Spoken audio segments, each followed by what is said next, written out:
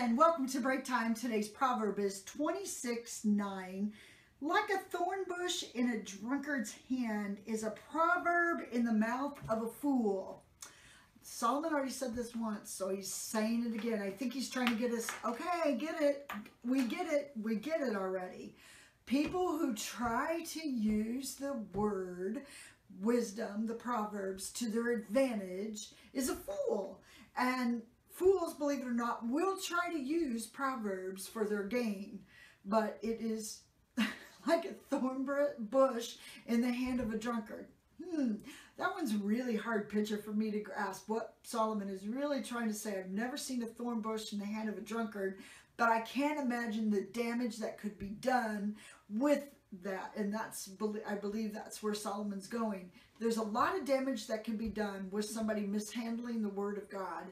And when you give that information, when a fool tries to use that information, that can cause more damage than it can good. Even though the word of God never returns void, it's how do you deal with that, Solomon? What are you really trying to say? And I really believe he's trying to get us, especially in, it seems like a year where there's a lot of transition going in leadership, that to be very cautious of what people actually proclaim they're saying and the life that they lead.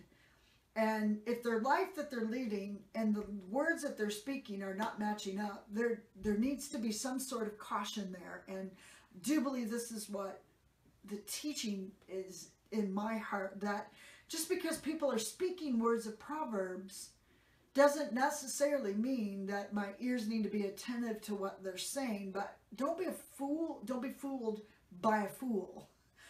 Be cautious of those words hold no power, because there's nothing in them that's allowing room for God to ordain their life. They've chosen their own life. And so I just want to pull my hair out and say, oh, I'm not called to judge. I'm called to love others, but at the same time, I have to be very discerning on people around me, especially those that are in places of leadership. And when we have aligned ourselves with a leader that we believe is leading us in the right direction, and yet find out later that their lives are being torn apart and their words aren't matching up with what they're saying, and there's no faith involved, we've been deceived. And that's so disheartening. It's like a drunkard holding a thorn bush. I mean, it causes a lot of damage.